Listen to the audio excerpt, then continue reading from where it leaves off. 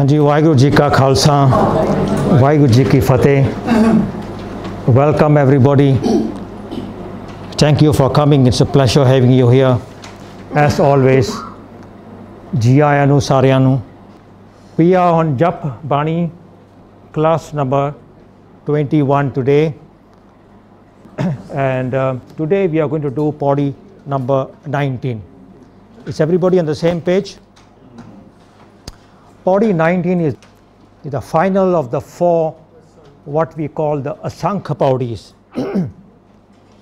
So if you recall, the concluding verse of Pauree 16, 17, 18, 19 is the same concluding verse. The concluding verse of these Paurees 16, 17, 18, 19 is similar.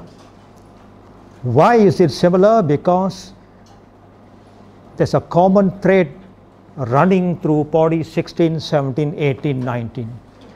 That's why every Pauree ends with the same conclusion. Jo tod bhave sai palikar, tu sada slamat nirankar. So if that's the conclusion of Pauree 16, then the subject matter of Pauree 16 ties in with those verses. Jo tod bhave sai palikar. That happens to be the concluding verse of Pauree 17, 18 and 19 as well. Therefore, the subject matters of Pauree 17, 18, 19 must also tie in with Jo tod bhave sai palikar, tu sada slamat nirankar. And that's the subject matter of Pauree 16. So 16, 17, 18, 19 are all grouped together by Guru Nanak Pacha because they have a very, very critical, important subject matter, which is the conscience. Something that is not talked about very commonly, very generally in our spiritual discourses. Hardly anybody talks about the conscience. You know, we talk about doing, we talk about the mind, but we do not talk about the conscience. So Guru Nanak Pacha has given 4 Paurees which emphasize on the conscience. The mind is absolutely worthless and useless in the pursuit of spirituality. It is not led by the conscience. The senses are absolutely senseless in the pursuit of spirituality if they are not governed by the direction of the conscience. There is no spirituality without conscience. The conscience is the creator's elements right within us that's driving our physical as well as our spiritual journeys. No conscience, no life. Call it the soul if you want. Call it Atma, call it Zamir, whatever you want. For lack of a better word, we use the word conscience. No conscience, no life, no conscience, no spirituality. In fact, there can be spirituality without a conscience, but it is a spirituality that is either pretentious or that's hypocritical, superficial, meaningless, and gets us nowhere. The center of gravity of Sikh spirituality is the conscience. How did we miss it? We missed it because, as I said earlier, we applied these 4 Paurees to the external world. Asankha Murkh, Andhakor, lots of Murkhs outside there. When the story was of our conscience, we put it out there. And everybody, as they say in Punjabi, makhi te makhi marni, swatting fly upon fly, everybody took that line and said, yeah, a lot of Murkhs outside there. Asankha chor haram khor. This was the haram khori of the conscience, the haram khori of the mind, the haram khori of the senses that led us to a failed, a haram khor spirituality. We never talked about it. We say other people outside there, Asankha chor haram khor. We stole, we robbed our conscience of a rightful place in spirituality. It's like saying the center of gravity of life is oxygen, but nobody has discovered oxygen, nobody talks about oxygen, nobody mentions oxygen as if oxygen doesn't exist. Oh, it's taken for granted. Worse than that, put up your hands and tell me, when was the last time that you went to a Gurdwara or a Katha or anywhere in a book or in a sermon, you heard somebody talk about the conscience? Put up your hand right now. I'll turn the camera on you to capture that. And let me put this on record. Whole class sitting here, not a single person put up the hand, including me. because I haven't heard of it either. And yet you have 4 Paurees, 16, 17, 18, 19. Jup Banee is so concise, so summarized, so succinct, so pressured, so solidified that there is no place for one idea to be repeated.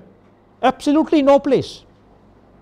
In that kind of environment, Guru Nanak is giving 4 Paurees to the story of the conscience. And we missed it. Tragedy, That's a tragedy. That's a tragedy which is caused by us not wanting to take the responsibility of understanding Gurbani upon ourselves. We have left it to a group of fakes, a group of money-making people with agendas called the clergy. Why would a clergy talk about your conscience? A clergy's primary concern is to have you sit here with a dead conscience. That's when the clergy functions. That's when the clergy works. That's when whatever the clergy says is accepted. That was the reason why the clergy didn't want us to know anything about the conscience. The entire Azadi War, Pauree 1 to Pauree 24, is about the misdeeds of the clergy. The clergy doesn't want you to hear it. The clergy shouldn't be worried actually, because a lot of us hear it and never understand what it is. So why are they so worried? But they're worried some wacko cracko fellow might understand. And that is dangerous. So they took the whole thing away and said, Azadi War is at 2 o'clock in the morning, 3 o'clock in the morning, 4 o'clock in the morning, when the walls are there to listen, and the clergy is there to recite it and have a laugh at everybody. Because it's about them. It's about the clergy, the absolute critique of the clergy.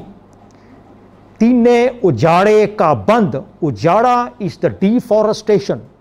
Ujada is the entire destruction. Ujada kehande sara kuch ujad ke rakh deta. You go to a jungle and you pull everything out, that is ujada. You go to a village and light every home on fire, it's called ujadya hoya pind. Onu kehande ujada. And Guru Nanak says, Sadi spirituality is in ujada. Why? Tine ujade ka band. Who are the tine? Jogi jogat na jane band. Kadi kood bol mal khaye. Brahman nave jiya khaye. The Brahman, the Kadi and the Jogi. These are the 3 clergies. And Guru Nanak holds the 3 clergies as the institution that is responsible for the ujada, for the entire destruction of humanity in spiritual mankind. They destroyed it. They burnt it to cinders. They reduced it to rubble. Why would they want us to know all these things? See? They probably didn't know themselves. No, that's not the answer. They not knowing themselves is never the answer.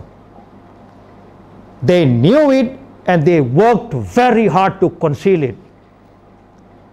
This 240 years journey that required the authenticity of Bani to be concealed, to be mistranslated, to be Hinduized, to be Vedicized, if there's such a word, to be clergicized by the clergy so the clergy could function. Today you tell me some clergy don't understand, I can accept that. Yes, you're right about today. Because they don't have to understand anymore. They don't have to go there at all. They just have to carry on what the clergy has been doing, and then you become a clergy and I become a clergy and we reap the benefits of the ignorance that is outside there. Totalitarian governments never want their citizens to be educated. So the education systems in corrupt systems, corrupt political systems, totalitarian military dictatorships, monarchs and whatever, the education systems are the worst in the world. They don't want you to be educated. The same rule applies in spirituality. The clergy is totalitarian. The clergy is dictatorial.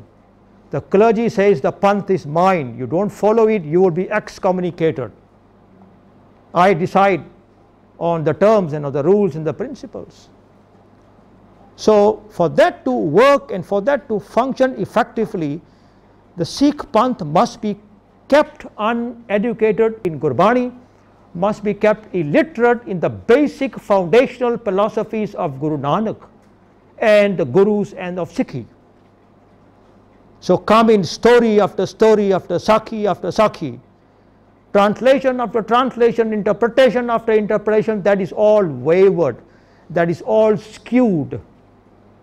So that's where we are now. And what you have right in front of you on your tables is one of those skewed translations that keeps the clergy alive and keeps it going. So we are thankful, first of all, to the Guru, to the Shabad, to ourselves for the effort that we have made. Apan hathi apana ape hi kaj savari hai. And the realization that has come that we need to get to the authentic, or what we call the Tatt Gurmat meanings of Gurbani. So once you look at the Tatt Gurmat meanings, then you understand what Gurbani is really all about. Then we will understand the importance of the conscience. Conscience is the voice of the Creator that speaks within us. And if we are not going to listen to the conscience, the Creator doesn't speak within us. Now we don't listen to the conscience because the voice of the conscience is muffled, it's silenced, it's too soft. So there are spiritual formulas, spiritual methods how to create a conscience that is alive and kicking, that's speaking loud and clear to us. So that's what these bodies are all about, Gurmukh Pyareo. They are, let's go to the final verse one more time. Jo tod pave sai palikar. I accept all that you command. Now the command is not coming from an external source. You don't look up at the sky and wait for a command. You don't walk out of somewhere into some location, some place or some situation to get the command of the Creator. So why is Guru Nanak saying, Jo to the pave sai palikar? The clergy would like you to believe that the command is coming externally and that they are the flag bearers of the command. They are the delivery guys of the command. That they are the postman of the command. They would like us to believe that. No. Jo to the pave sai palikar, I accept all that you command me from within my conscience. But, now this is the conclusion of Pauree 16. Yeah? So the context of these verses come from the verses that precede these verses in Pauree 16. So this is a conscience which is a qualified conscience. It is a contextual conscience. It is an awakened conscience. We cannot accept a command from a dead conscience, a non-awakened conscience, because there is no command. The mind silences it and the senses all work together to ignore it. And then come the five vices to take charge. Conscience किधर गई? ये तो दब्बी मर के रह गई. AD बड़ी पांड दे हेठां दब्बी रह गई, as they say in Punjabi, got buried under a huge mountain called the mind, called the senses and called the vices. So this is an awakened conscience. Huh? So the context is that conscience that has the senses in line, in acceptance, Panch Parvan, that conscience. Panch Parvan, Panch Pradhan, a conscience within whose parameters the five senses have become acceptable and in line. The conscience is the leader of the senses. The senses have accepted the leadership of the conscience. That is the context. Panch Parvan, Panch Pradhan, Panche Pava Darga Man. Darga is the conscience. Now the five senses have come to gain honor in the presence of the conscience, in the court of the conscience. That kind of conscience. So, Jo to the pave sai palikar Gurmukh Pyareo means I accept all that you command me from within my conscience, the conscience of Panche Pave Darga Man, that conscience, my 5 senses stand dignified in the court of my conscience. When the senses come in line, the mind comes in line. That's when the conscience gets out from under the panda, under the mountain, and takes charge right in front. Takes charge of the cart, becomes the horse that is going to drive the cart now to a spiritual destination. Tu sada salamat nirankar. Why do I accept all that you command me from within my conscience? Because your eternal, formless self is the conscience, is the sustainer of my enlightened conscience. That is you sitting within me. My conscience is that part of the Creator that's within me. That's why. What about this conscience in the same body 16? Yeah? Jeko kahe kare vichar. Pacha says, should I undertake to narrate the discourse? Jeko kahe kare vichar. Discourse of what? Of Panch Parvan, Panch Pradhan, the 5 senses that have the one Creator as the essence of their focus. Pancha ka gur ek dhyan. Should we undertake to narrate the discourse of that Pancha ka gur ek dhyan kind of conscience, where the 5 senses are focused on the conscience, the mind is taking a lead from a focus of the conscience. If that kind of conscience is going to be discoursed about, Jeko kahe kare vichar pasha says karte ke karane nahi shumar. The kind of creation, spiritual creation, the kind of spiritual accomplishments that conscience can bring about is beyond computation. That's the meaning of nahi shumar. Karte here refers to the conscience, because the story is running from Pauree 16 is all about Pancha. Panch Parvan, Panch Pradhan, Panche Pave Darga Man, Panche Sohe Dar Rajan, Pancha Kagur Ek Dhyan, Jeko kahe kare vichar. Of that kind of conscience. Karte ke karane, the creations, the accomplishments, the spiritual doings of that kind of a conscience are beyond computation, nahi shumar. And the word nahi shumar is a synonym of asank. Asank jap, asank pao. Asank means nahi shumar. Nahi shumar jap, nahi shumar pao. Nahi shumar murak, nahi shumar chor is equivalent. That's where the word asank comes out. So therefore these bodies are all a narrative of me. This is a narrative of my conscience.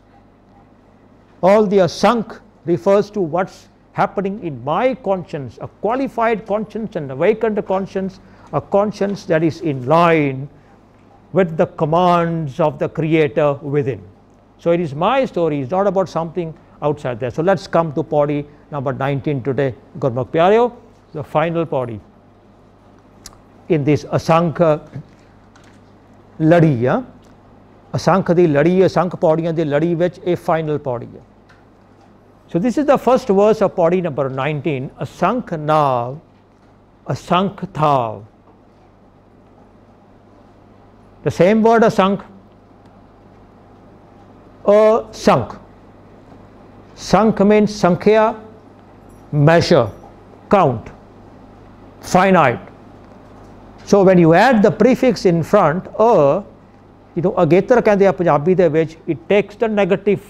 So measurable becomes immeasurable, count becomes countless, and finite becomes infinite. So asank refers to immeasurability, the countlessness and the infinity of whatever it is being talked about. ਉਹਨੂੰ ਕਹਿੰਦੇ ਆ asank. Now nav comes from the word nayam. Nav is not nam, is not name. The origin of the word nav is nayam. In Punjabi, it means hukam or the order. There is a word called nayamavali. ਇਸ class ਦੀ ਨਿਯਮਾਵਲੀ ਕੀ ਹੈ? What is the order of this class? What is the structure? What is the procedure? What is the process? ਉਹਨੂੰ ਨਿਯਮ ਕਹਿੰਦੇ ਆ, ਨਿਯਮਾਵਲੀ, ਕਰਤੇ ਦੀ ਨਿਯਮਾਵਲੀ, ਅਕਾਲ ਪੁਰਖ ਦੀ ਨਿਯਮਾਵਲੀ. So niyam naam. Tham literally refers to a place. However, you need a context. Because in the context of Naam, Tham is not a place anymore. Because Naam is Nayam, an order. So Tham in the context of Nayam and order is jurisdiction. It is not a place. So when you talk about a court of law, you talk about the constitution, you talk about the penal code, that's Nayamavali. The penal code is the Nayam of the nation. The constitution is the Nayam of the thing. We don't really ask a question, although you can ask the question, in which place is the criminal procedure code effective? That's a layman's question.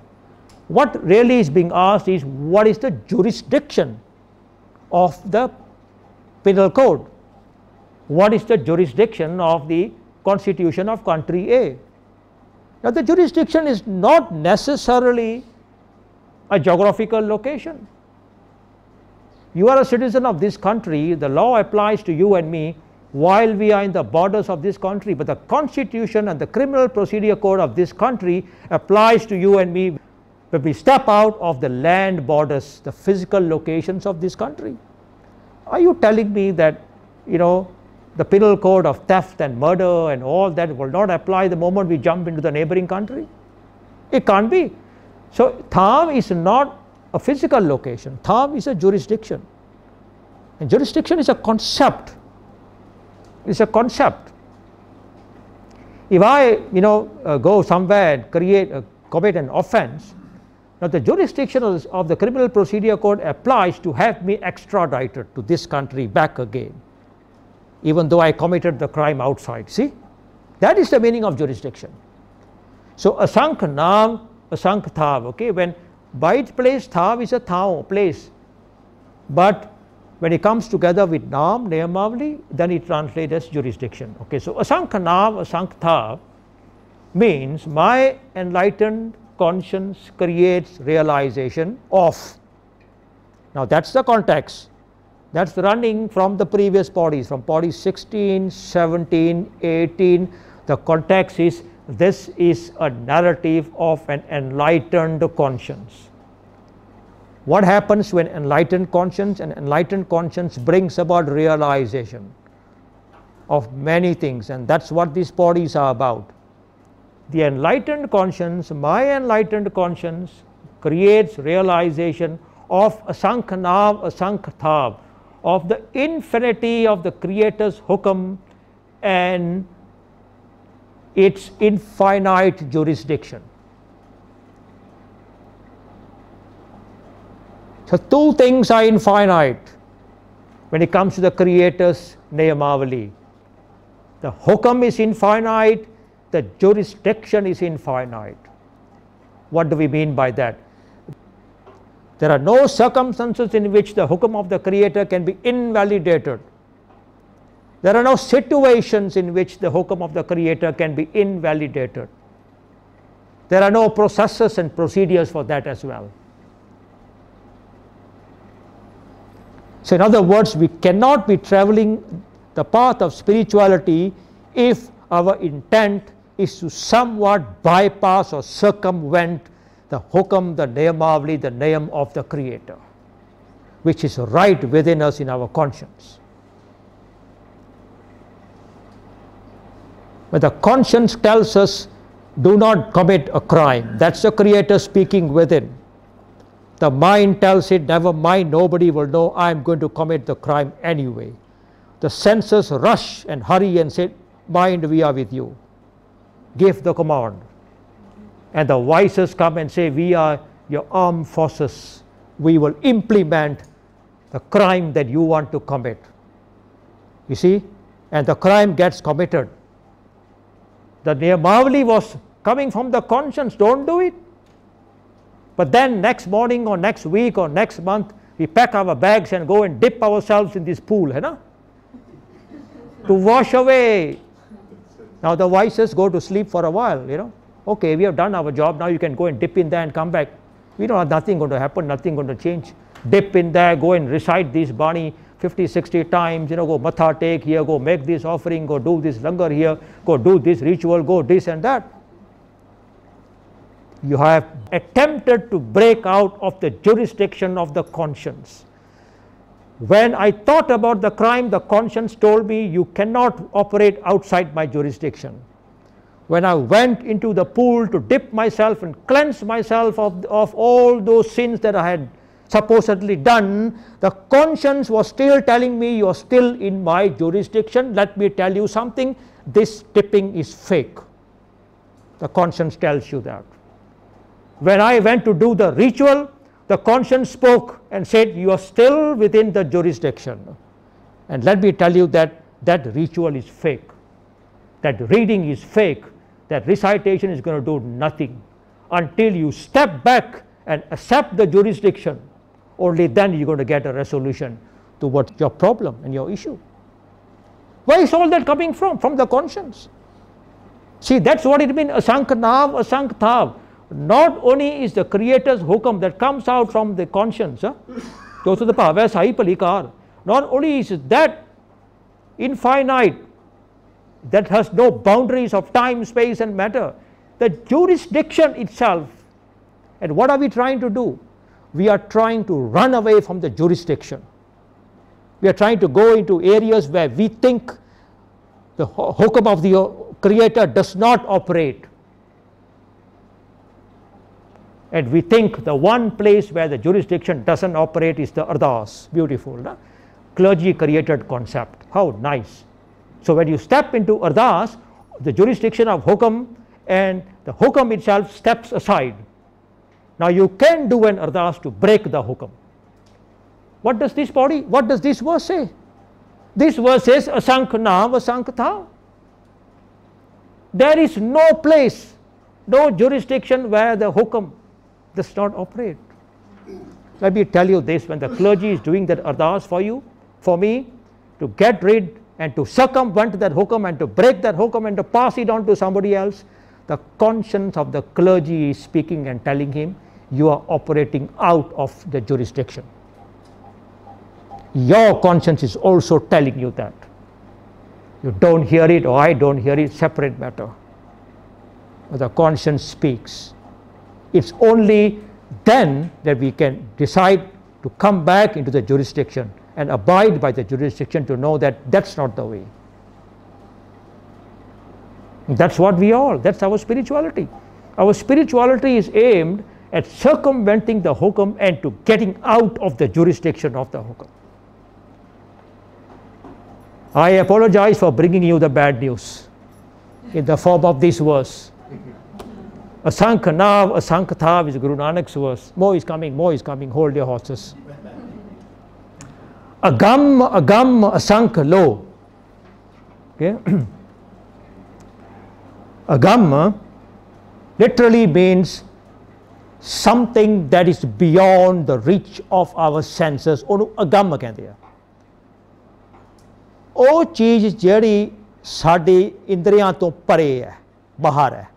That's agam by definition, beyond comprehension. Comprehension is a function of the senses, beyond the reach of the senses. In Gurbani, agam refers to the Creator. The Creator in his entirety as a whole is actually beyond comprehension and it is beyond reach of the senses. It is infinite. So that is the reference to agam. Let me give you some verses in which actually agam comes hundreds of times across Gurbani. So I'm going to give you like 2 verses from Guru Nanak's Bani. Asa mahalla pehla, agam agochar apar apara par brahm pardano. The definitive word there is par brahm and everything there is an adjective.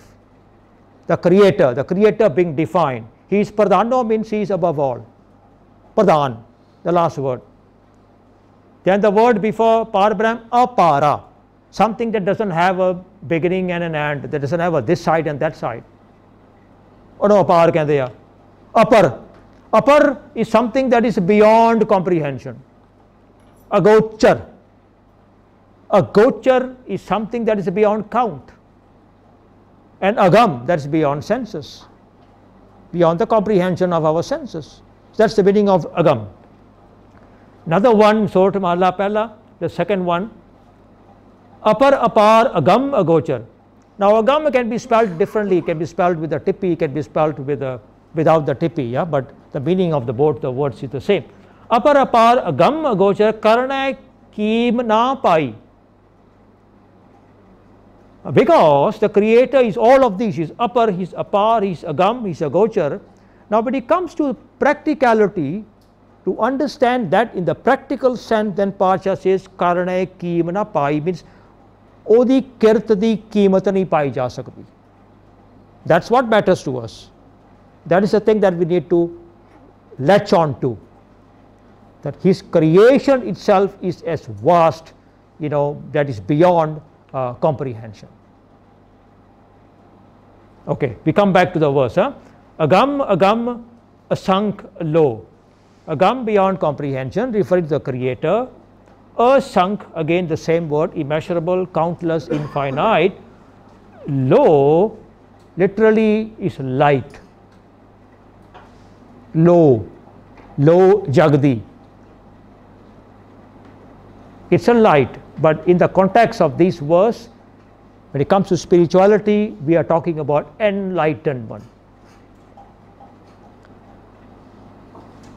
So few words, and then one of the words is being repeated. Agam, asankha, lo. Now to make sense of this, there is no other way than to rely on the context. Okay? So we have to fall back on the context, and we got the context, which is about an enlightened conscience. My enlightened conscience creates agam, asankha, lo, immense realization of the infinite Creator. The first agam is infinite, the second agam refers to the Creator, the asank refers to immense, and the lo refers to realization. It brings about an immense realization of the infinite Creator. And why shouldn't it? Once it's enlightened, Gurmukh Pyareo, the conscience takes on the form and the part of the Creator itself. That's the conscience. Zyaundi Jagdi Zamir, they say in Urdu, Punjabi, Hindi. A conscience that is kicking and alive, a conscience that is awakened, a conscience that is Creator driven. Now by definition, it is all these things. Yeah, don't get me wrong on this. We were created with that. When we were created, the conscience was what it is. Fully empowered, fully part and parcel of the Creator, fully a voice of the Creator. That didn't change. What changed is as we grew, as we progressed, as we developed, that's when the conscience took a back seat continuously. दबा के रह गई, दबा के रह गई. जिस conscience ने जियोना जागना सी, that was the function. That's, if somebody asks us what is the objective of life, spiritual definition of objective wise of the objective of life is this. Kev sachiara hoya, kev kuda tute pal, is how to become godlike, and that's the conscience. It's how to awaken the conscience and how to give leadership to the conscience. इनू प्रधान किस तरह बनाना, इनू जिउंदी जागती किस तरह करना, ते असी इनू मार के रख दिता. Guru Nanak gives us the 10 steps. पहले प्यार लगा थन दुध. That is when the mind starts to take over. The senses start to become empowered and the vices start to come in and take charge. पहले प्यार लगा थन दुध. an uncorrupted conscience is created in the form of an infant. Now we all agree an infant is absolutely uncorrupted by anything, है ना? पहले प्यार लगा थन दुध, दूजे माई बाप की सुध, the parents. तीजे भैया भाभी babe. Now the distractions get bigger and bigger. भरा आ गया, भाभी आ गई, भैन आ गई. पहले प्यार लगा थन दुध, दूजे माई बाप की सुध, तीजे भैया भाभी बेब, चौथी प्यार पन्नी खेड़. Now he begins to get interested in material, in things, in toys, है ना? चौथे प्यार पन्नी खेड़, पंजवें खाने पीने की धात. हुण खा लो पी लो, तगड़े हो जाओ. किते गुआंढी ना घुटना पै जाए, किसी गुरुद्वारे जाके किसी की पग लाउण दी जरूरत होई ना, तो मुंडा खुआ पी के पंजीरी तैयार करो चंगी तरह, है ना? यही कहानी है, और की है. पंजवें खाण पीण की धात, छेवें काम ना पुछे दात. इनू एवें ना बाहरली कहानी बना के पेश किया क्लर्जी ने. This is a step by step murder of the conscience प्यारियो. A step by step stifling, grounding, stepping on the conscience. अखीरली पंक्ति ना उत्थे इहदा राज खुलना.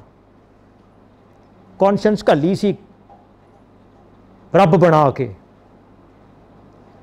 पंजवें खाण पीण की धात, छेवें काम न पूछे जात, सतवें संज किया करवास. हुण च्याऊ म्याऊ घर विच होण लग गई ना. संज फैमिली नूं कहंदे आ, बच्चों नूं कहंदे आ. सचवें संज किया करवास, अठवें क्रोध होआ तन नास. बुढ़ा हो गया, हुण कोई गल नहीं सुनदा, सारे नाल गुस्से होई जांदा, कोई गल ही नहीं सुनदा घर विच, हाका मार मार के. दिस इज एटलीस्ट इत्थे ते आके बंदे नूं समझ आ जाए भी हुण ते मैं कॉन्शियंस नूं सुन लवां. हुण मेरी बाहर नहीं कोई सुनदा, मैं ही सुन लवां, अजे नहीं. अठवें क्रोध हुआ तन नास, नौवें धौले उब्बे साह. हुण ते साह भी बड़ा जोर ला के खिचड़ा पैंदा. वो आई यारा थोड़ा जिहा जोर ला के ना मेरे नाल खिच दे एक बारी, अद्धा क मैं खिच देना, अद्धा क तूं धक्कदी. इनू हस्पताल कहंदे आ प्यारिओ, धक्कण वाले नूं. सतवें संज किया करवास, अठवें क्रोध हुआ तन्नास, नौवें धौले उब्बे सा, दसवां दद्दा होआ स्वाह. ते फिर की होया? जब तेनों घल्लिया सी तेरी कॉन्शियंस नूं आया ते तूं ते गया, की कीता? मोया. काहदे विच मरिया तूं? नाउ नियम दे विच मर गया. Sad isn't it? आया गया मोया नाउ. इत्थों पता चलता भी एक कहानी कॉन्शियंस दी सी, इस शरीर की कहानी नहीं सी.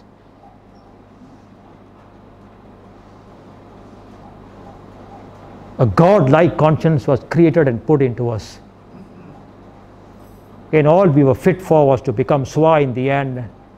And all the processes that we left for to kill and stifle the conscience.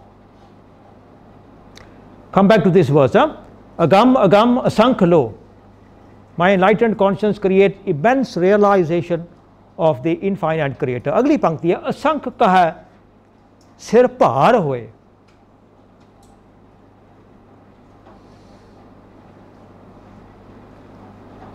The clergy will tell you that if you say asank, you are lifting a burden on your head. That's the meaning in your book.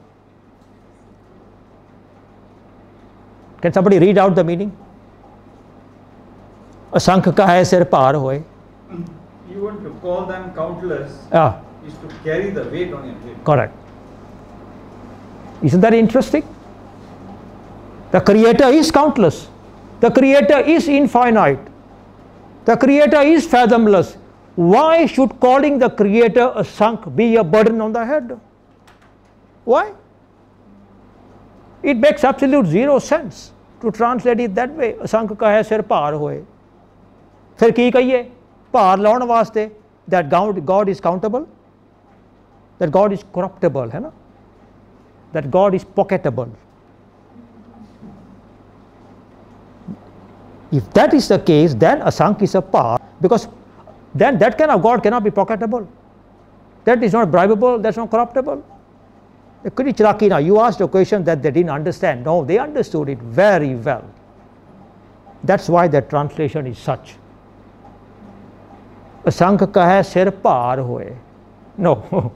What is the meaning of this? Asank, immeasurable, countless, infinite. Kahe, literally talking. In the context of spirituality is discourse. Sir has a sihari. Sir de vich, your mind. Sir. So sir no sihari, rare no sihari. Par literally is a burden. But in the context of a discourse, the burden within the mind is a burden of awareness, Gurmukh pyareo. Odu paar kehande a. Hoye causes to happen, or happens, or brings about. It is not a burden in the negative sense. You know, it's a burden of enlightenment. Awakening the power.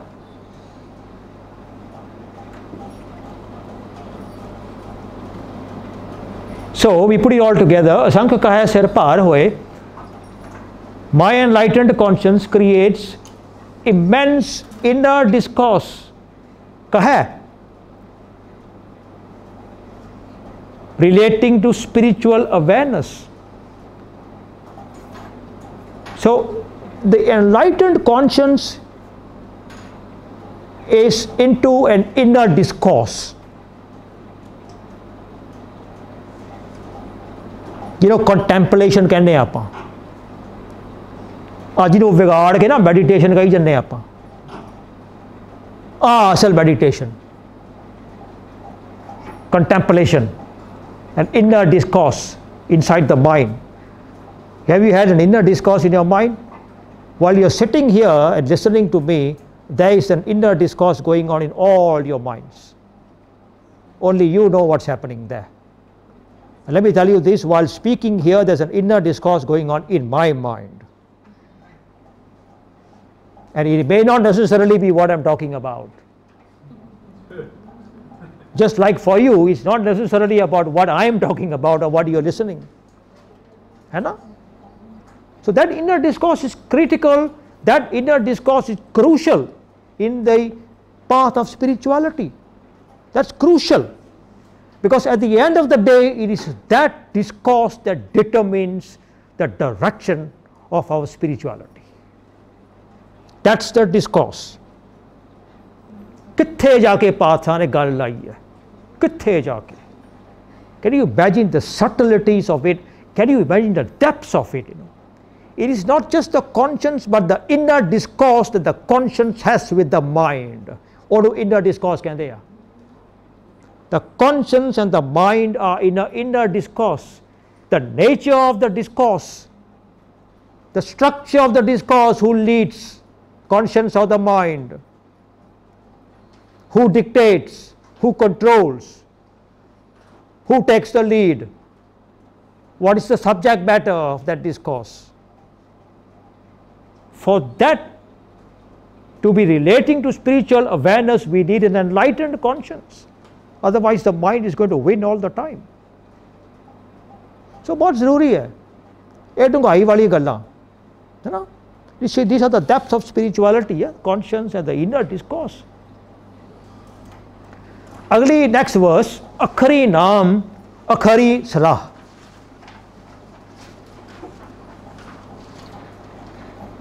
अखरी नाम, अखरी सलाह. 99% of the people read this as akhri naam, akhri salah. They put a bindi there, you know. It is akhri naam, akhri salah. There is no bindi there. Let's look at the word akhri. Now there are two meanings of akhri. One with a bindi, that means alphabet. There are instances where it refers to the alphabet without the bindi, but we can pronounce the bindi, the nasal. So ਇਹ ਅੱਖਰ ਹੈ, ਆਪਾਂ ਕਹਿੰਦੇ ਹਾਂ ਸਾਡੀ ਗੁਰਮੁਖੀ ਦੇ 35 ਅੱਖਰ ਹੈ. Have you heard that?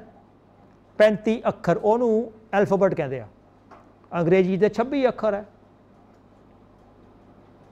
Now, the second meaning of akhar is when we consider it to be derived as a word with a prefix from khar. Plus khar. So the root is khar and is the prefix to negate the khar. Khar jana in Punjabi means to destruct. Khar gaya. Permanent, eternal. So which one are we going to apply? Now, your book, which is clergy driven, would say that the naam is in the akhar. Alphabets determine what is naam. We're not talking about name here. We're talking about the virtues of the Creator. We're talking about the hukam of the Creator.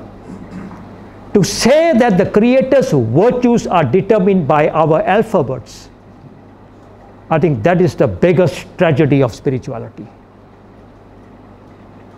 How can our alphabets determine the virtues of the Creator?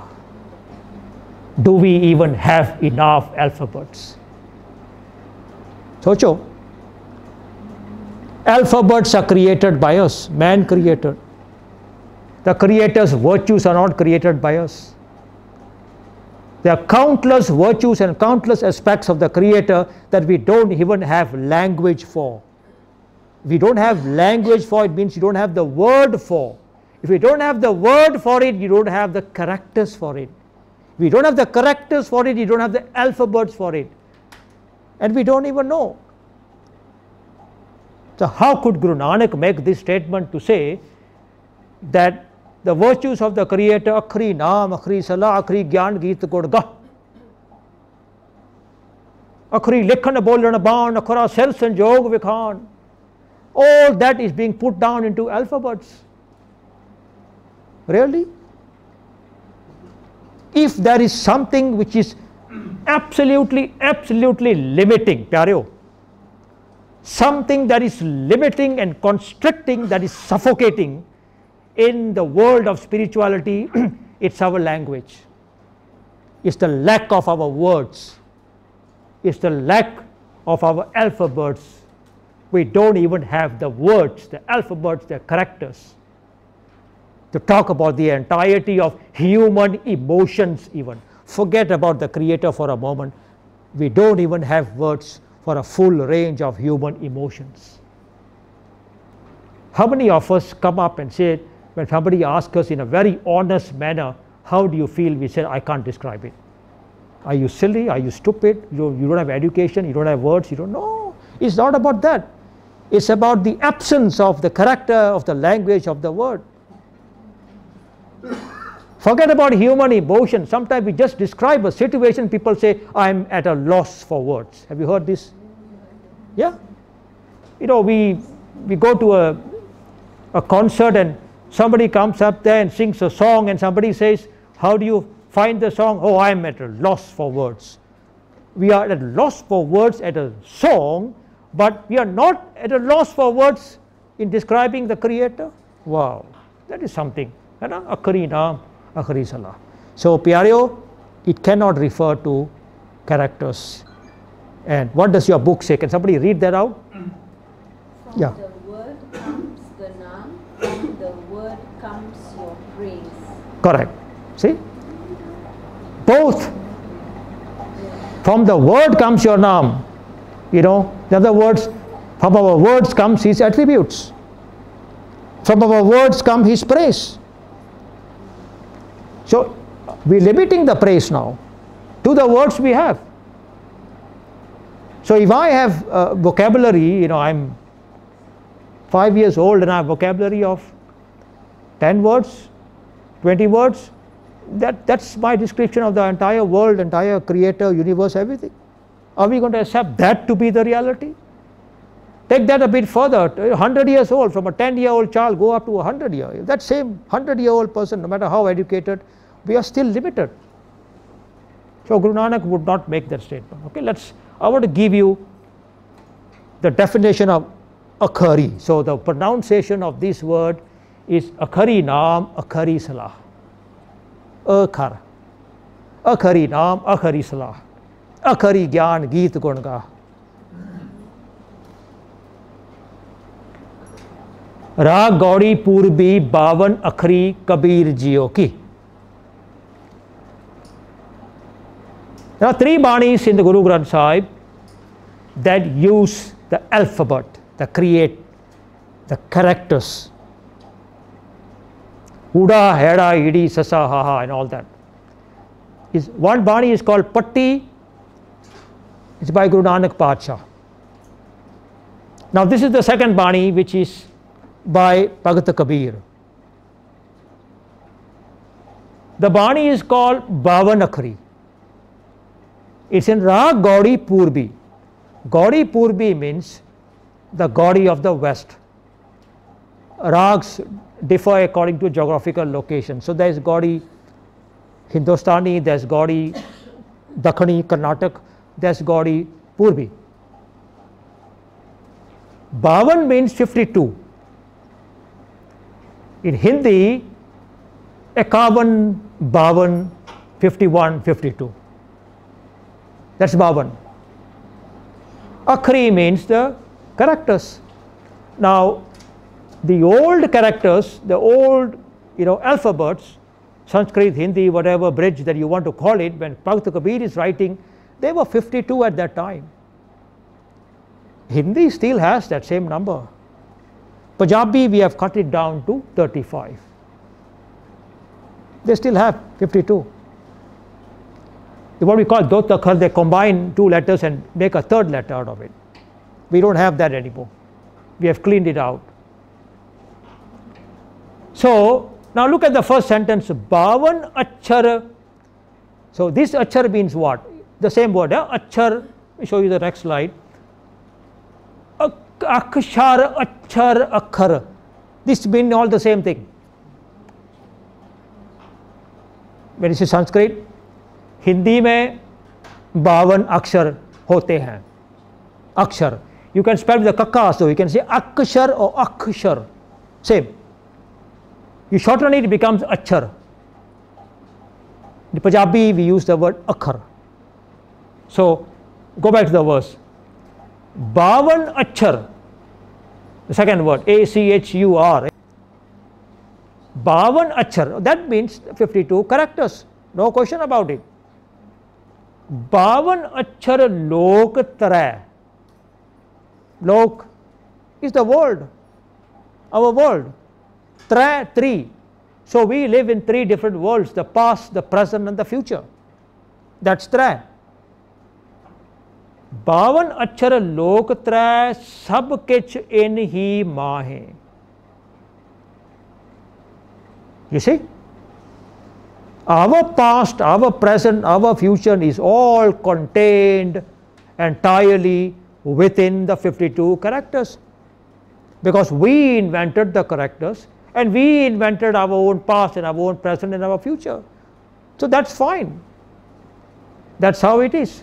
So when we talk about the temporal world, when we talk about the physical world, we have no choice but to put it all together within the confines of the alphabets, the words, the vocabulary that we have.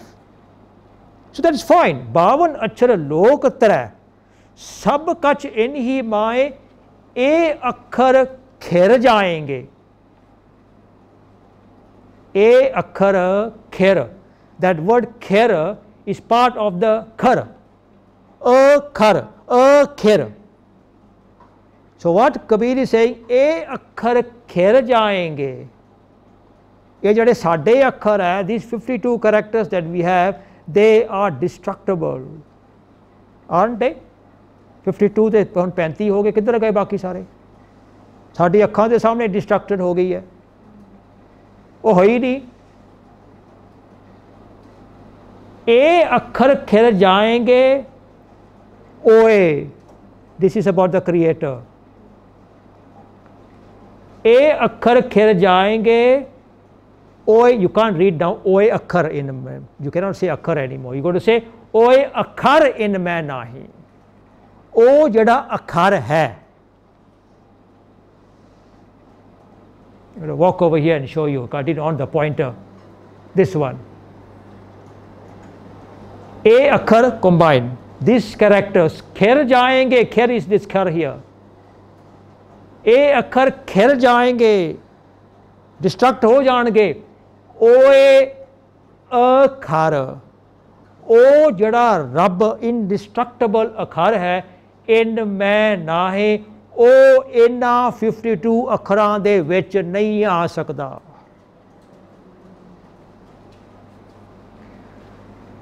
Stare at the verse, contemplate on the verse, bring your conscience to have an inner discourse with your mind on the verse। Gurbani इत्थे आके ना कब करूगी? When we look at a verse and we have an inner discourse, the mind and the conscience have to have a discourse। फिर गल बननी है भी इत्थे की किया जा रहा। You have to dive into it। 52 अक्षर लोक त्रै सब के चिन्ह ही बाहे। ए अक्षर खिर जाएंगे, ओए अखर, वो जड़ा अखर परमात्मा इनडिस्ट्रक्टेबल क्रिएटर है, इन मैं ना है, वो इन्हां अखरां विच कदी नहीं एनकैप्सुलेट किया जा सकता। That's the limitation of our words, our vocabulary and our characters। So see, everything is in here. There's achar there, there's akhar there, there's khir there, and akhar. Guru Nanak would not make a statement that contradicts Bhagat Kabir's Bani that he himself had gone and collected from Bhagat Kabir himself and included it in his Bani. And Guru Arjan includes it in the Bani. There cannot be a contradiction. So Guru Nanak, now look at the words, I put them here in boxes, 52 achar, achar characters, lok trai sab kich in hi mai, a akhar. This box here is akhar. Why are they akhar? Because khir jaayenge. These 52 characters are destructible. Oe akhar. O jada akhar Rabb hai. So akhar is referring directly to the indestructible creator. In man hai. So it cannot be Guru Nanak saying now the exact reverse, that the attributes of the creator are inna akhran de vich hai. Kabir says oe akhar in man nahe, in man nahe, te ethe kahi jane akhari naam. It cannot be. So we have to apply the second meaning. It is not akhari, it is akhari. Akhari means indestructible, permanent, eternal. An eternal entity cannot be encapsulated with an finite characters, for finite language, finite vocabulary. Cannot. Naam refers to godly virtues. Salah refers in the action sense to praise, but in the contextual sense, it is about greatness. You always praise something that is great. So the reference here is to greatness in Salah. Akhari naam, akhari Salah. And the meaning of this verse is, my enlightened conscience creates inner discourse and awareness. Now this is coming from the previous verse, no?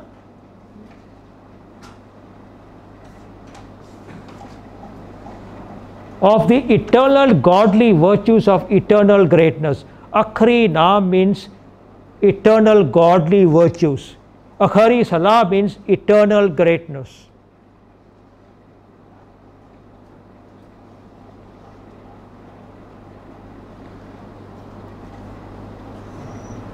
So you see the flow here. All these verses are flowing from one into the other. That provides the context. That enables us to get a meaning of the entire narrative and not to attempt to get the meanings of the verses in isolation. We will not get anywhere in that sense. Yeah? So I want to take you back to the previous verse. It says, Asank kahay sir paar hoye. Now, there's an immense inner discourse relating to spiritual awareness happening in the mind as a result of the enlightened conscience. If there is no enlightened conscience, then there is no discourse. The mind just instructs and does everything. The conscience is the one that's enlightened. That's why there's a discourse taking place. So, there is an immense inner discourse according to this verse, Asank kahay sir paar hoye. What is the discourse about Akhri Naam, Akhri Salah? The discourse is about the eternal godly virtues and eternal greatness. Why is this internal discourse of the virtues important? Why is this internal discourse critical? Can somebody put his pen down and give me a rough guess?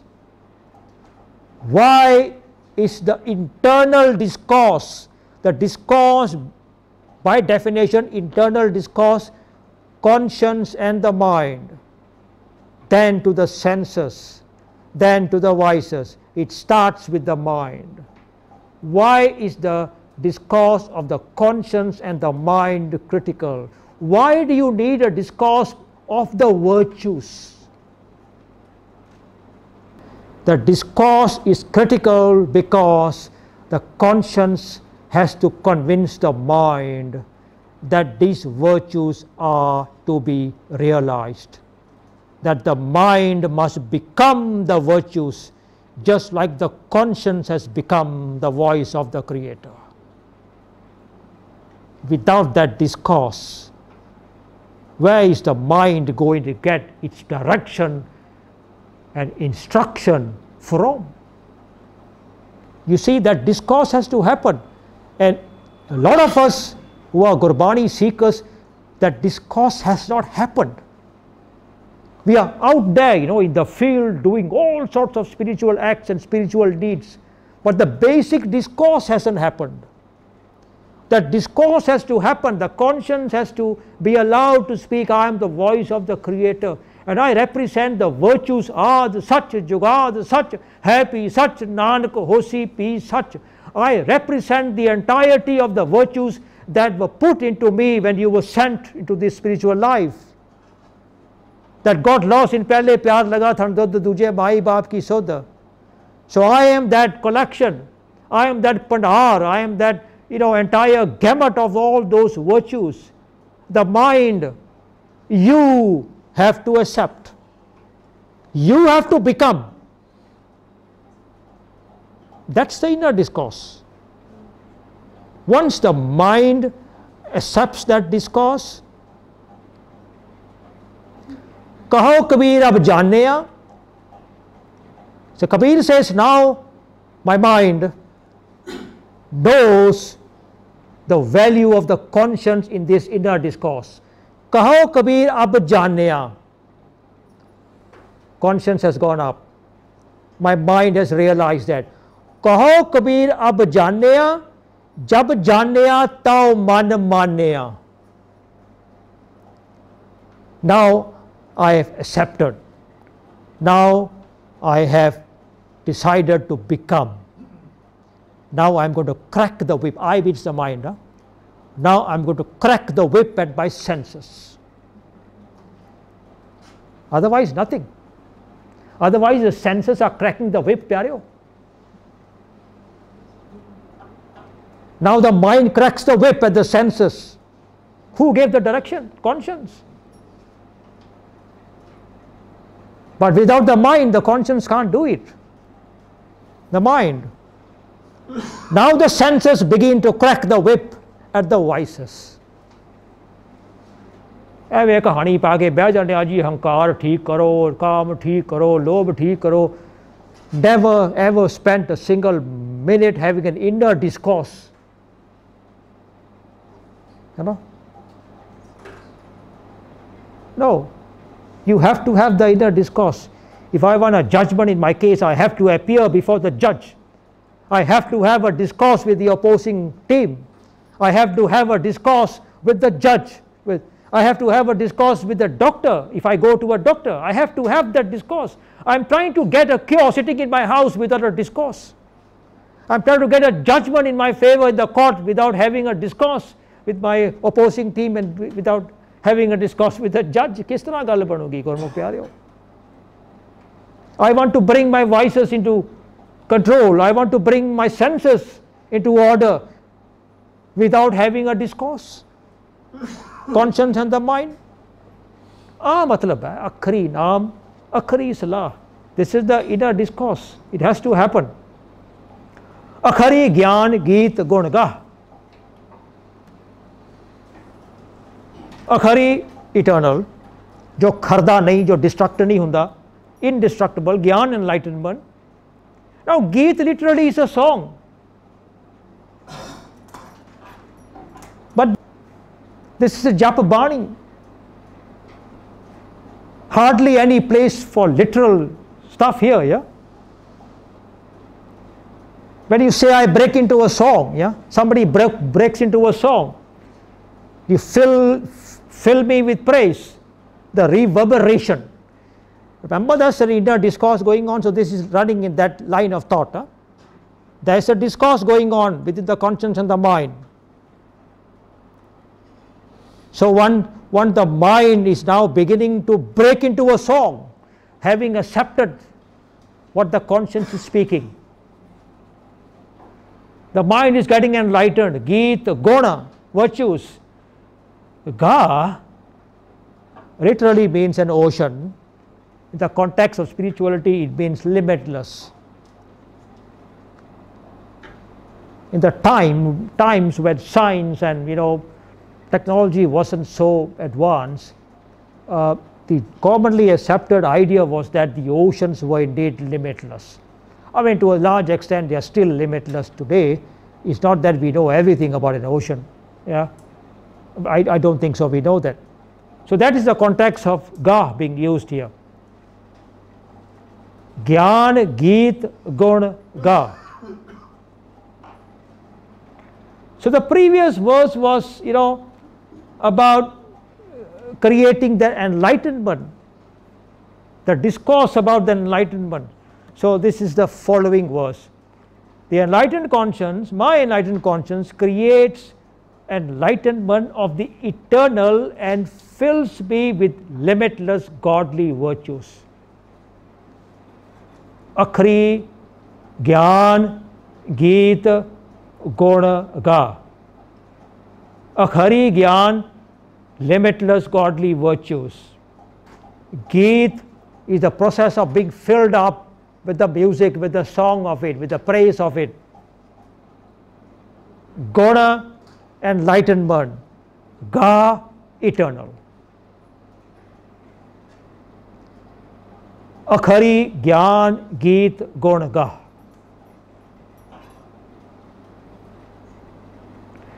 So I want to really take your mind into this Geet, Guna, Ga. Yeah? Because this one comes very many times in Gurbani. And each time we come across this Geet, Guna, Ga, all we are told is to sing it out. And that's where we put a stop to it. So it is more than that, yeah. Actually, in the ultimate analysis, Geet, Guna, Ga refers to the realization of the virtues. In other words, the realization of the virtues has a process. So the realization of the virtues happen through song. The becoming of the virtues through song. Sikh spirituality is unique, Gurmukh Pyareo. The spiritual process of Sikhi, you know. Now the process is oftentimes as important as the end result. So our process is a process of shock. What does it mean? A process of joy.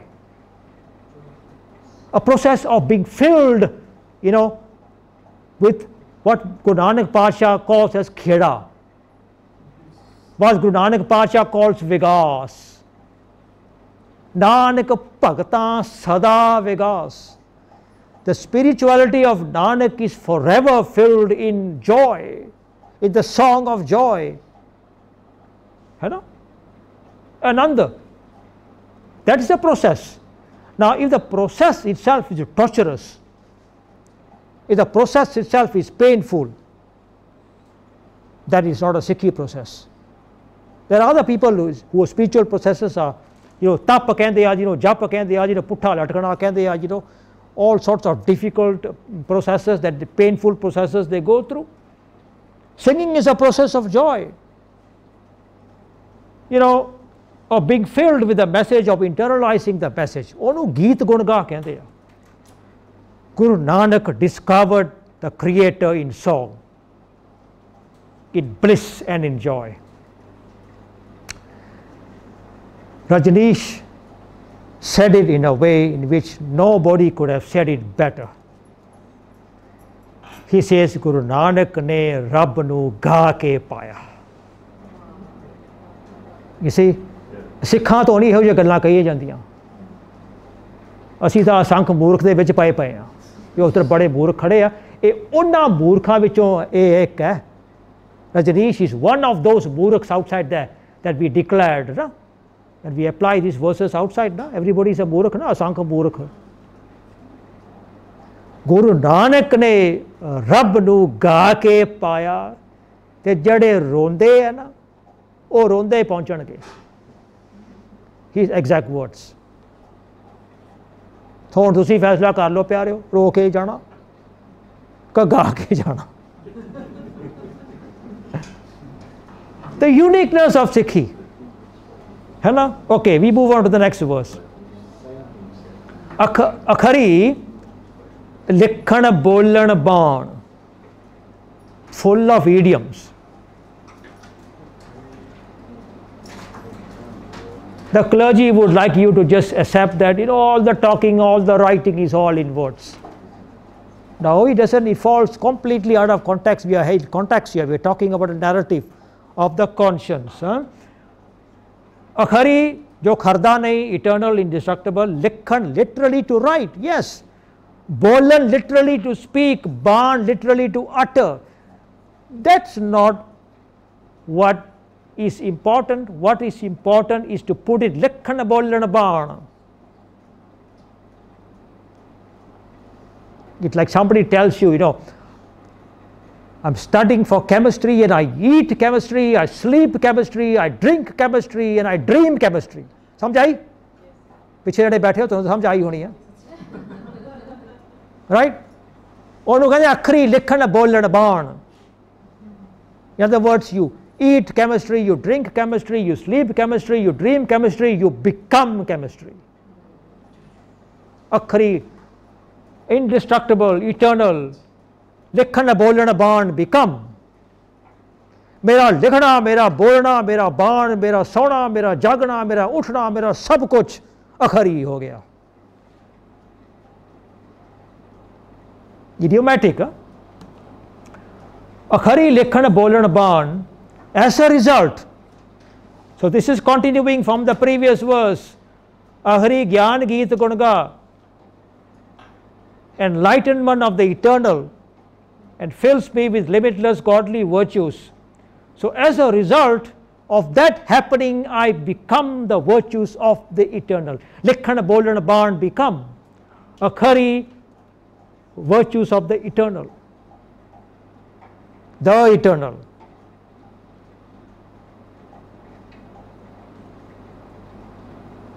So you see the verse is flowing into the next verse. Ahari Gyan Geet Gunga. Asankha ka hai sir par hoye. Start from there. The inner discourse. असंख कहे सिर भार होए, the enlightenment of the inner discourse, resulting from the inner discourse between the conscience and the mind. And then now it flows into the result of that is, I have become these virtues. Who is the I here, Pyareo? The conscience doesn't have to become anything. The conscience became. It came in a became order. It is the mind. You see the importance of that discourse now. The discourse is the one that has created now the mind saying that I become the virtues. That's the connection.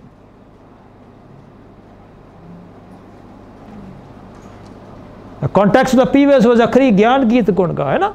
Enlightenment of the eternal fills me with limitless godly virtues. Now once you're filled with the godly virtues, then a few things are going to happen.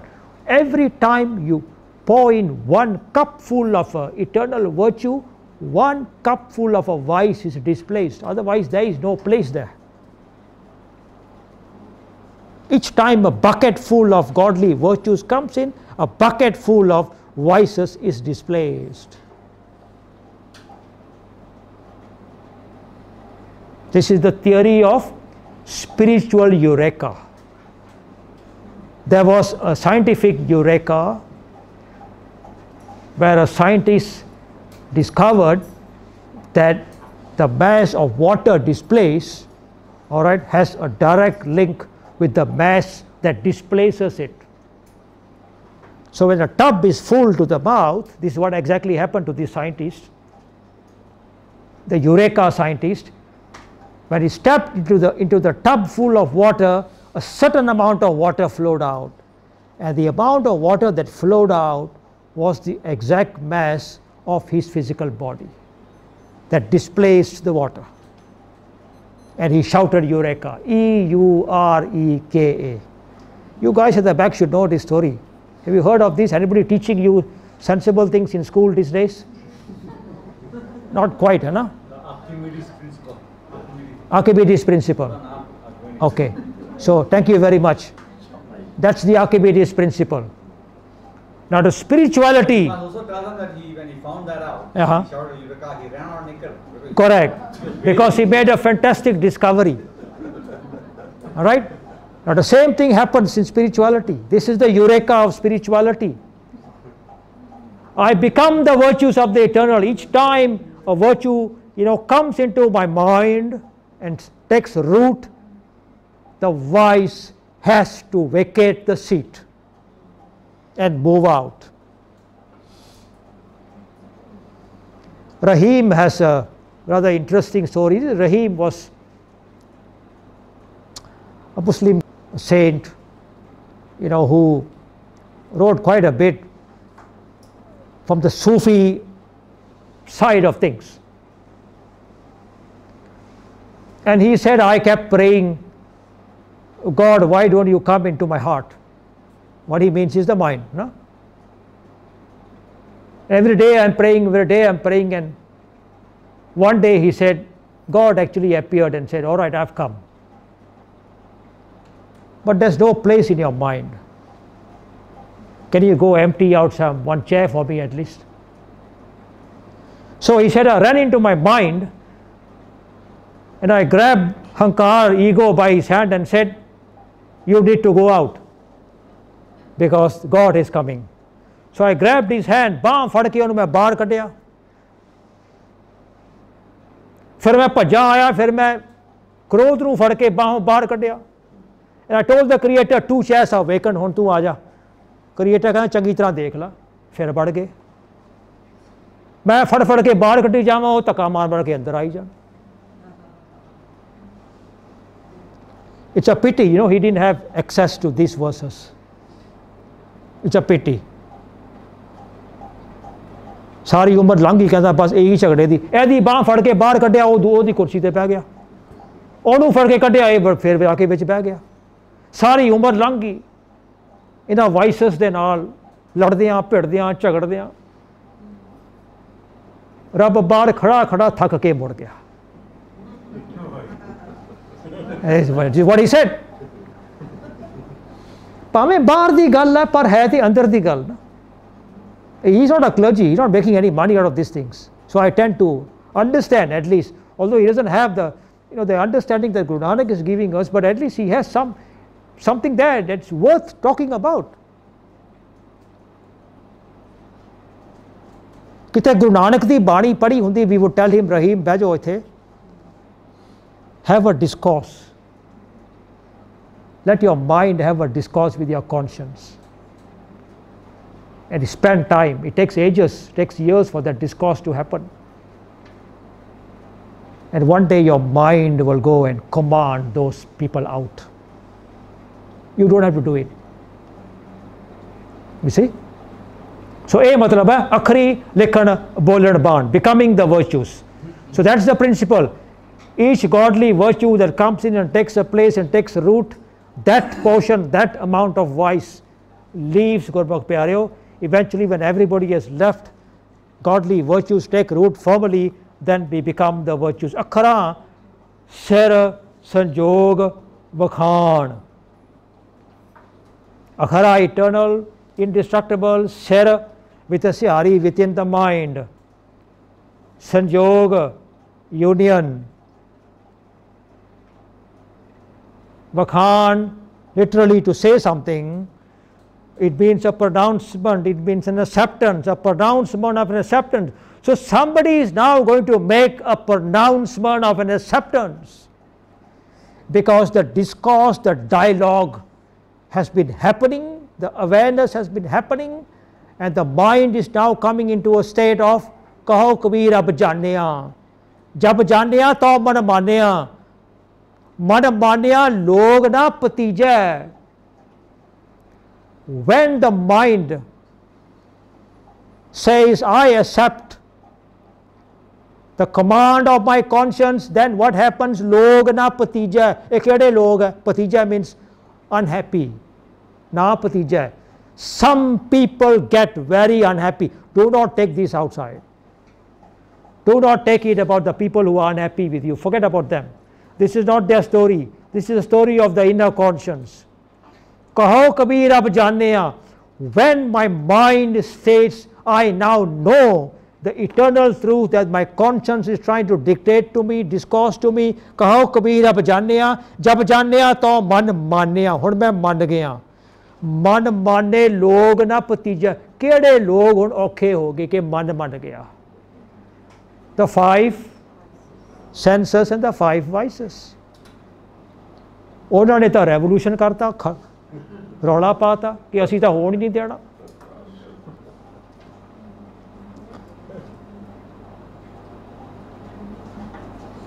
ਨਾ ਭਤੀਜੇ ਤੋਂ ਕਿਆ ਕੀਜੈ. ਹਾਂ, ਇੱਥੇ ਗੱਲ ਆਉਣੀ ਹੈ ਹੁਣ, ਅਗਲੀ ਵਰਸ ਹੈ. ਇਹ ਡਿਸਕੋਰਸ ਚੱਲਦਾ ਅੰਦਰ. ਤੁਸੀਂ ਨਹੀਂ ਮੰਨਦੇ ਤੇ ਮੈਂ I am not concerned about you, because ਹੁਣ ਮੇਰੇ ਹੱਥ ਦੇ ਵਿੱਚ ਨਾ ਉਹ ਲਗਾਮ ਆ ਗਈ ਆ. ਹੁਣ ਤੁਸੀਂ ਚੜ੍ਹਨਾ ਚੜ੍ਹੋ ਤੇ ਲੈਣਾ ਤੇ ਲੈ ਜਾਓ. Correct? You want to ride, you hop on, otherwise get off. You can't say that until you have command of the horse, of the cart. See? ਇਹ ਕਹਾਣੀ ਹੈ. ਹੁਣ pronouncement ਹੋਣ ਲੱਗੀ ਹੈ, acceptance ਹੋਣ ਲੱਗੀ ਹੈ, becoming ਹੋਣ ਲੱਗੀ ਹੈ of the mind. ਸਾਰੀ ਕਹਾਣੀ ਪੰਜ ਪ੍ਰਵਾਨ ਤੋਂ ਸ਼ੁਰੂ ਹੁੰਦੀ ਹੈ. ਪੰਜ ਪ੍ਰਵਾਨ, ਪੰਜ ਪ੍ਰਧਾਨ. The entire story is about basically the senses being brought into line with the conscience and the mind taking over the role of doing that. So ਇਹ ਹੁਣ final verses ਹੈ, conclusion ਹੋ ਰਹੀ ਹੈ. ਅਖਰਾ ਸਿਰ mind, ਸੰਜੋਗ ਵਖਾਣ, becoming the virtues of the eternal, allows the infinite acceptance of the eternal creator within my mind. Now the acceptance has come. ਜਿਹੜੀ ਕਬੀਰ ਕਹਿੰਦੇ ਆ, ਕਹੋ ਕਬੀਰ ਅਬ ਜਾਣਿਆ, ਜਬ ਜਾਣਿਆ ਤਉ ਮਨ ਮਾਨਿਆ. This verse is about that ਮਨ ਮਾਨਿਆ. So the context of this is from the previous verse. ਅਖਰੀ ਲਿਖਣ ਬੋਲਣ ਬਾਣ. become the virtues of the eternal. Now, Pyareo, the word ser is critical. Critical. It refers to the mind. That's why Rale no Syari pai hui hai.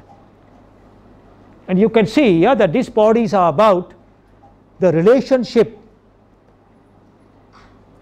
between the conscience, between the mind, and between the senses.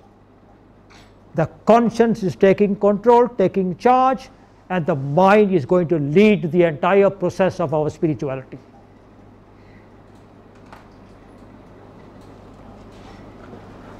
Akhara Ser Sanjog Vikhan. Next verse, Jen A likhe tis ser na hai.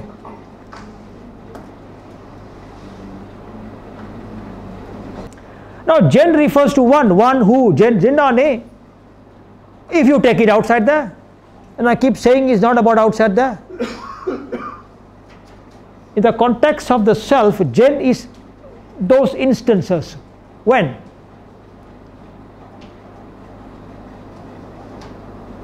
These.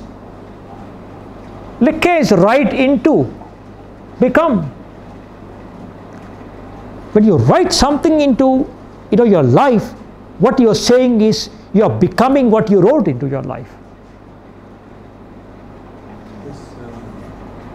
You write a certain value into your life. You stand for something, you resemble something, you represent something. You write it into your life. Or you can say likhe, becoming something. Tesa, jena, tesa, that instant, context of the self, then Ser again, Visyari within the mind. Nahe, negation, nahi, rejection. Remember, the mind was rejecting. At the starting process, the conscience was having a tough time because the mind rejects, or the mind disavows or repudiates, whatever word you like. Yeah, all these things will apply here.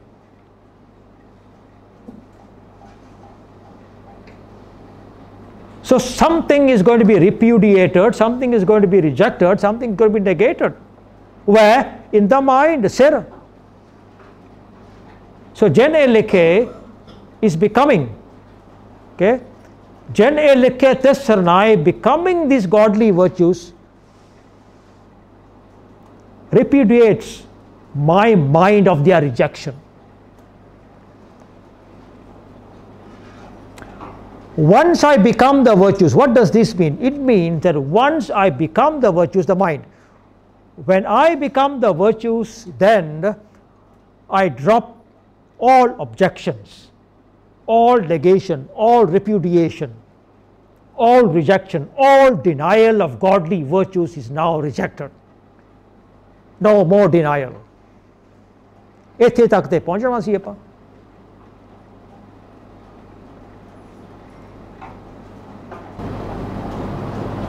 Jen A likhe, of course if you put in the outside world, it says Jinnah ne a manale. No, it's not about Jinnah ne. It's Jado me. So that in English you don't have to use at instances when I become. You just use the word becoming.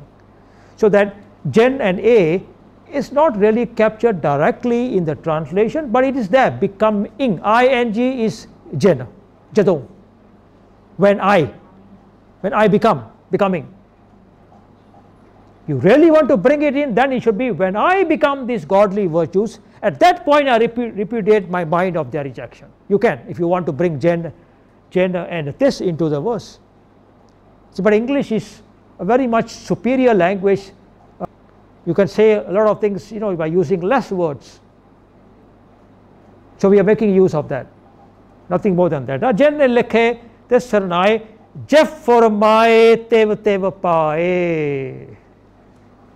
You see, Jeva as for my dictate command, Tev just as all Pai accepts. Now somebody is going to accept all that is being commanded. Jev Formae, who is doing the Formae here? Who is doing the instructions and the talking? The conscience. Jev Formae, as the conscience tells me, as the conscience dictates, Jep Farmaye, Tev Tev Paye, I accept all accordingly. Man Manya.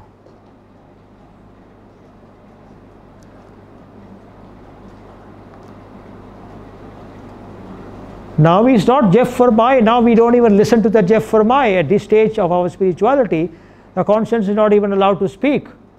So there is no such thing as Tev Tev Paye, it is Jo Barji Paye. Okay, so the meaning of this verse, Jep Farmaye, Tev Tev Paye, Gurmukh Pyareo, consequently, as a result of the becoming in the previous verse, consequently, my mind follows all that my conscience within dictates. The previous verse was Jen e likhe tes sarnaye, becoming the godly virtues repudiates my mind of their rejection. Once I have repudiated their rejection, in other words, I have accepted them, then my mind is now ready for following all that my conscience is dictating from within. Jep Farmaye, Tev Tev Paye.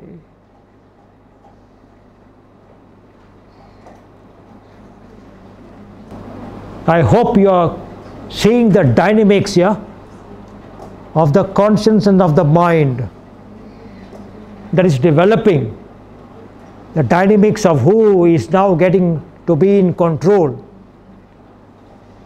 The spirituality of Guru Nanak is conscience based.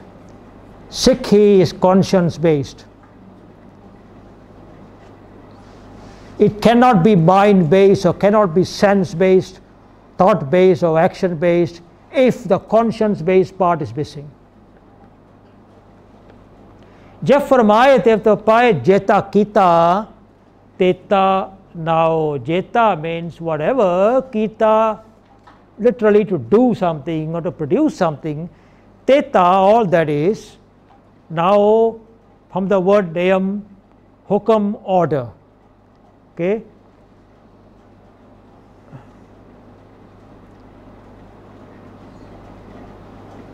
So the previous verse was Jep Farmaye Tev Tev Paye, right?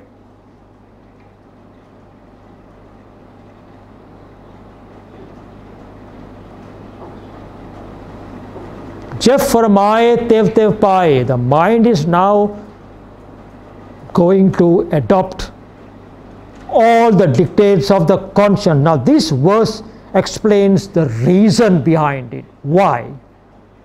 Why is the mind in a state of Jep Farmaye Tev Tev Paye? Jep Farmaye the conscience, Tev Tev Paye the mind. How and why is the mind coming into this situation, into this position, into this acceptance of Jep Farmaye Tev Tev Paye? Because Jeta Kita Teta Now. Because the mind now realizes that all that is created by my conscience, Jeta Kita Teta Now, is within the confines of the hukam of the Creator. My conscience does not operate outside the confines of the Creator. ये समझ आ गई ना, ये realization आ गई.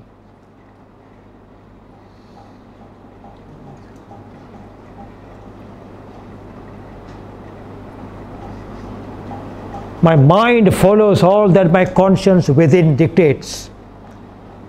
That's because the dictates of the conscience within are the dictates of the Creator, of the hukam, of the name.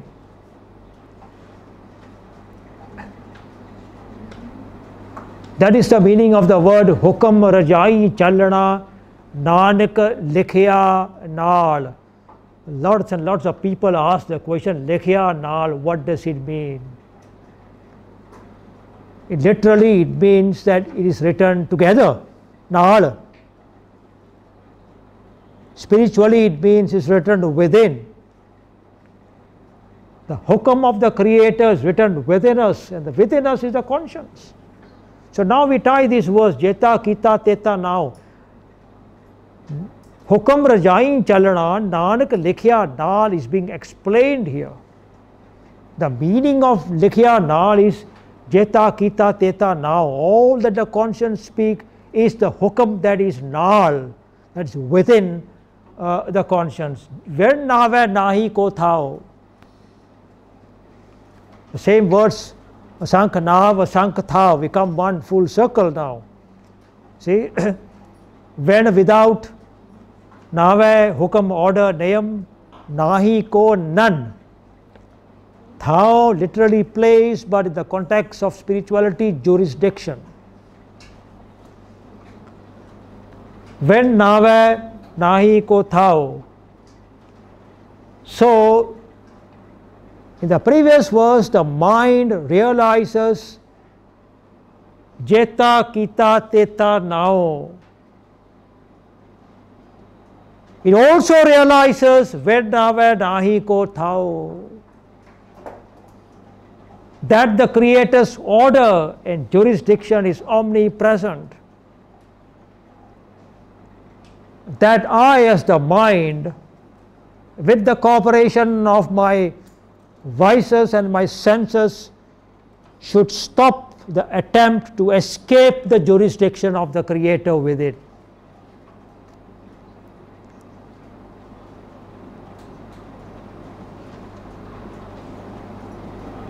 Because there is no such thing as operating outside the jurisdiction.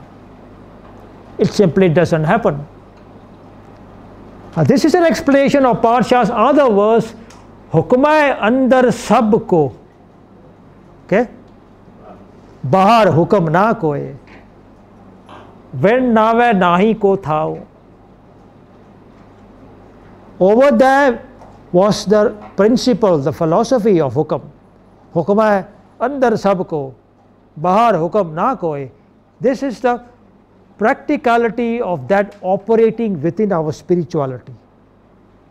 The operating principle within our spirituality is the mind coming to accept that the Creator's order and jurisdiction are omnipresent, and I cannot operate, I should not operate, I will not operate outside of this jurisdiction. When nave nahi ko thao kudrat kavan kaha vichar. Via ना जावा एक बार जो तुद भावै साई परिकार तू सदा सलामत निरंकार. We have discussed these verses already. Let me just give you the meanings. Kudrat kavan kaha vichar, the discourse of a godly conscience. The total absolute discourse, the complete discourse is beyond my ability. That's how powerful the godly conscience is, because the conscience within us is actually the Creator Himself. Varya na java ek var. My inability is such that I am unable to even once express my devotion adequately. Jo tud bhave sai palikar. I accept all that you command me from within my conscience.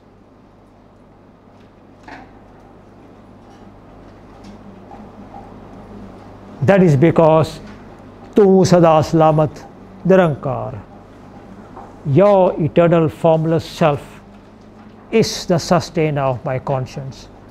How could I even think, how could I even consider for a second that I could actually operate outside the jurisdiction of my conscience of the Creator within? किड्डा बड़ा भलेखा पाके बैठे हैं असीं.